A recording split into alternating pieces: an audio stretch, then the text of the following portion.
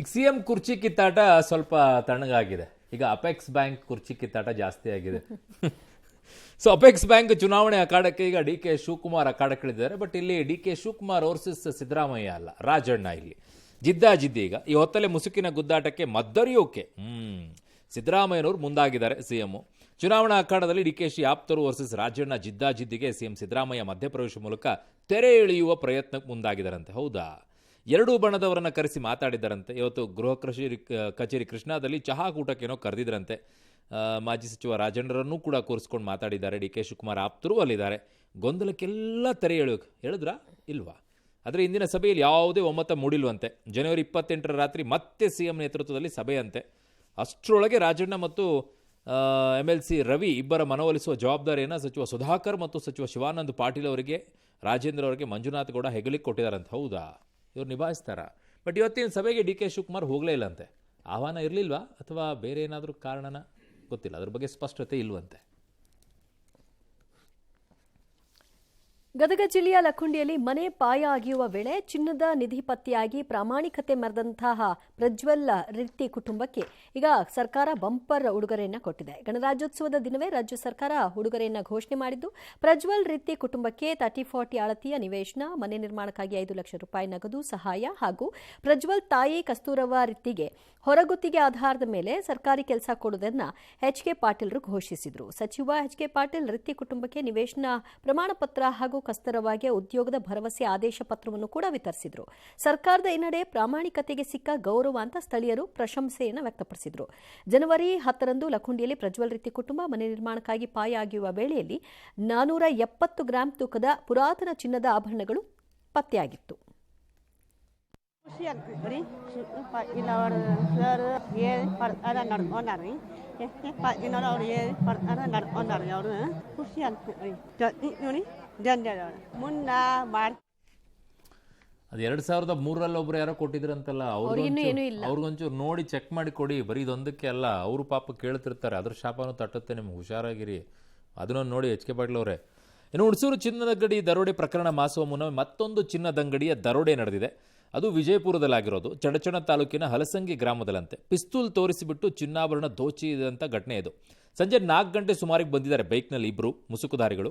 ಚಿನ್ನಾಭರಣ ಅಂಗಡಿಗೆ ನುಗ್ಗಿದ್ದಾರೆ. ಸುಮಾರು 100 ಗ್ರಾಂ ಚಿನ್ನವನ್ನು ದೋಚಿಕೊಂಡು ಹೋಗಿರುವಂಥ ವರದಿ ಆಗ್ತಾ ಇದೆ. ದರೋಡೆಯ ದೃಶ್ಯಗಳು CC ಕ್ಯಾಮ್ರಾದಲ್ಲಿ ಸೆರೆಯಾಗಿದೆ. ಅಲ್ಲಿ ಏನಾಗ್ಬಿಟ್ಟಿದೆ, ಇನ್ನೊಬ್ಬ ಮೊಬೈಲ್ನಲ್ಲಿ ದರೋಡೆ ವಿಡಿಯೋ ಮಾಡೋಕೆ ಬಂದಂಥ ಯುವಕನ ಬಲಗಾಲಿಗೆ ಗುಂಡು ಹಾರಿಸ್ಬಿಟ್ಟಿದ್ದಾರೆ ಅವರು. ಚಡಚಣ ತಾಲೂಕು ಆಸ್ಪತ್ರೆಗೆ ಅವನನ್ನು ದಾಖಲು ಮಾಡಿದರೆ, ಚಿಕಿತ್ಸೆ ಕೊಡ್ತಾ ಇದ್ದಾರೆ. ಈಗ ಝಳಕಿ ಪೊಲೀಸ್ ಠಾಣೆಯಲ್ಲಿ ಪ್ರಕರಣ ದಾಖಲಾಗಿದೆ.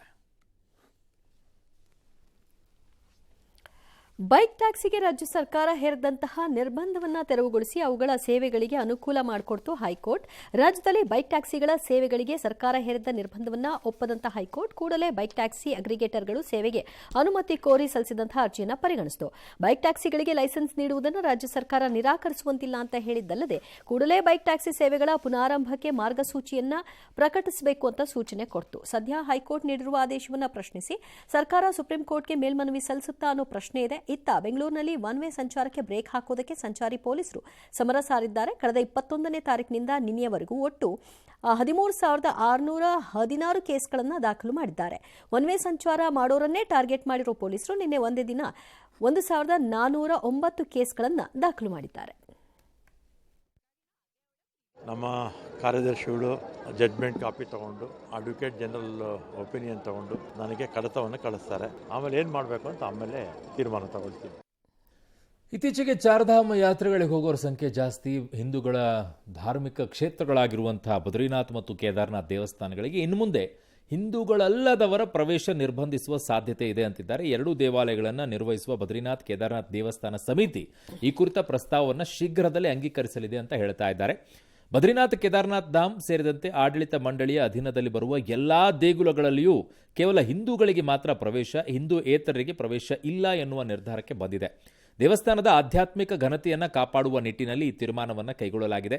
ಸಮಿತಿಯ ಅಧ್ಯಕ್ಷ ಹೇಮಂತ್ ದ್ವಿವೇದಿ ಅವರ ಮಾಹಿತಿ ಪ್ರಕಾರ ಈ ಅಡಿಯಲ್ಲಿ ಬರುವಂಥ ಯಾವುದು ಬದ್ರಿನಾಥ್ ಕೇದಾರ್ನಾಥ್ ಧಾಮ್ ಸೇರಿದಂತೆ ಸಮಿತಿ ಅಡಿಯಲ್ಲಿ ಬರುವಂಥ ಎಲ್ಲ ದೇವಾಲಯಗಳಿಗೆ ಹಿಂದೂಗಳಲ್ಲದವರ ಪ್ರವೇಶವನ್ನು ನಿಷೇಧಿಸಲಾಗುವುದು. ಈ ನಿಯಮವನ್ನು ಜಾರಿಗೆ ತರೋಕೆ ಮುಂಬರುವ ಸಮಿತಿ ಸಭೆಯಲ್ಲಿ ಅಧಿಕೃತ ಪ್ರಸ್ತಾವವನ್ನು ಅಂಗೀಕರಿಸಲಾಗುವುದು ಅಂತ ಹೇಳಿದ್ದಾರೆ. ಈ ಧಾಮ್ಗಳು ಕೇವಲ ಪ್ರವಾಸಿ ತಾಣಗಳಲ್ಲ, ಇವು ಕೋಟ್ಯಾಂತರ ಭಕ್ತರ ಶ್ರದ್ಧೆಯ ಸಂಕೇತಗಳಾಗಿವೆ. ಕಾರಣ ಇತ್ತೀಚೆಗೆ ಏನು ಮಾಡ್ತಿದ್ದಾರೆ, ಅಲ್ಲಿ ಹೋಗ್ಬಿಟ್ಟು ಫೋಟೋಶೂಟ್ ಮಾಡ್ಕೊಳ್ಳೋದು, ರೀಲ್ಸ್ ಮಾಡೋದು ಇಂಥವೇ ಜಾಸ್ತಿ ಆಗಿದೆ. ಇತ್ತೀಚಿನ ವರ್ಷಗಳಲ್ಲಿ ಚಾರ್ಧಾಮ್ ಯಾತ್ರೆಗೆ ಬರುವವರ ಸಂಖ್ಯೆ ಗಣನೀಯವಾಗಿ ಹೆಚ್ಚಾಗ್ತಾ ಇದೆ. ಆದರೆ ಈ ಸಂದರ್ಭದಲ್ಲಿ ಧಾರ್ಮಿಕ ನಂಬಿಕೆ ಇಲ್ಲದವರು ಅಥವಾ ಸನಾತನ ಧರ್ಮದ ಆಚಾರ ವಿಚಾರಗಳ ಬಗ್ಗೆ ಅರಿವಿಲ್ಲದವರು ಕ್ಷೇತ್ರಗಳ ಪಾವಿತ್ರ್ಯತೆಗೆ ಧಕ್ಕೆ ತರುವಂತಹ ಚಟುವಟಿಕೆಗಳಲ್ಲಿ ತೊಡಗ್ತಾ ಇದ್ದಾರೆ ಅನ್ನೋ ಆರೋಪಗಳು ಕೇಳಿಬಂದಿವೆ. ಜೀನಿ ಸ್ಲಿಮ್ ತಗೊಳಕ್ಕೆ ಸ್ಟಾರ್ಟ್ ಮಾಡಿದ್ನು, ಅವಾಗ ಮಂತ್ಲಿ ಪೀರಿಯಡ್ಸ್ ಆಗ್ತಾ ಇದ್ದೀನಿ. PCOD ಪ್ರಾಬ್ಲಮ್ ನಾರ್ಮಲ್ ಆಗಿದೆ, ಥೈರಾಯ್ಡ್ ನಾರ್ಮಲ್ ಆಗಿದೆ. ಪೀರಿಯಡ್ಸ್ ಎಲ್ಲ 6 ಮಂತ್ ಆದ್ರೂ ಆಗ್ತಾ ಇದ್ದಿಲ್ಲ, ಇವಾಗ ರೆಗ್ಯುಲರ್ ಪೀರಿಯಡ್ಸ್ ಆಗ್ತಾ ಇದೆ. ಜೀನಿ ಸ್ಲಿಮ್ ನ ಯೂಸ್ ಮಾಡಿ 8 ತಿಂಗಳಲ್ಲಿ 55 kg ಸಣ್ಣ ಆಗಿದ್ದಾರೆ. ಜೀನಿ ಸ್ಲಿಮ್ ತಗೊಳ್ಳಿ, ಬೇಗ ಸಣ್ಣ ಆಗ್ತೀರಾ, ಫ್ಯಾಟ್ ಲಾಸ್ ಆಗ್ತದೆ. ಜೀನಿ ಸ್ಲಿಮ್ ನ ಯೂಸ್ ಮಾಡಿ 100% ಯಾವುದೇ ಸೈಡ್ ಎಫೆಕ್ಟ್ ಇಲ್ದಂಗೆ ಸಣ್ಣ ಆಗ್ತೀರಾ. ಅಮೆರಿಕದಲ್ಲಿ ಭಾರೀ ಹಿಮಪಾತದಿಂದಾಗಿ ಹಲವು ರಾಜ್ಯಗಳಲ್ಲಿ ಎಮರ್ಜೆನ್ಸಿ ಘೋಷಿಸಲಾಗಿದೆ. ಈ ಬೆನ್ನಲ್ಲೇ ಮೈನ್ ರಾಜ್ಯದಲ್ಲಿ 8 ಜನರನ್ನು ಹೊತ್ತೊಯ್ತಾ ಇದ್ದಂಥ ಖಾಸಗಿ ಜೆಟ್ ಒಂದು ಪತನವಾಗಿದೆ. ಅದೃಷ್ಟವಶಾತ್ ಯಾವುದೇ ಪ್ರಾಣಹಾನಿಗಳು ಸಂಭವಿಸಿಲ್ಲ ಅಂತಿದ್ದಾರೆ. 8 ಜನ ಪ್ರಯಾಣಿಕರೊಂದಿಗೆ ಮೈನ್ನ ಬ್ಯಾಗೋರ್ ಅಂತಾರಾಷ್ಟ್ರೀಯ ವಿಮಾನ ನಿಲ್ದಾಣದಿಂದ ಟೇಕ್ ಆಫ್ ಆಗಿದ್ದ ಬೊಂಬಾರ್ಡಿಯರ್ ಚಾಲೆಂಜರ್ 600 ಹೆಸರಿನ ಖಾಸಗಿ ವಿಮಾನ ಪತನಗೊಂಡಿರೋದು. ಅಪಘಾತಕ್ಕೆ ಕಾರಣ ಏನು ಅನ್ನೋದು ಇನ್ನಷ್ಟು ತನಿಖೆಯಿಂದ ತಿಳಿದು ಬರಬೇಕಾಗಿದೆ. ಅಮೆರಿಕದಲ್ಲಿ ಬೀಸ್ತಾ ಇರುವಂತಹ ರಣಭೀಕರ ಚಳಿಗಾಳಿಯಿಂದಾಗಿ ಹಲವು ರಾಜ್ಯಗಳಲ್ಲಿ ವಿಮಾನ ಪ್ರಯಾಣಕ್ಕೆ ಸಮಸ್ಯೆಗಳನ್ನುಂಟು ಮಾಡಿದೆ. ಈ ಹವಾಮಾನ ವೈಪರೀತ್ಯದಿಂದಾಗಿ ಭಾನುವಾರ ಒಂದೇ ದಿನ ಸುಮಾರು 12,000 ವಿಮಾನಗಳ ಹಾರಾಟ ರದ್ದು ಮಾಡಲಾಗಿದೆ ಅಂತೆ. 20,000ಕ್ಕೂ ಹೆಚ್ಚು ವಿಮಾನಗಳ ಹಾರಾಟದಲ್ಲಿ ವಿಳಂಬವಾಗಿದೆ.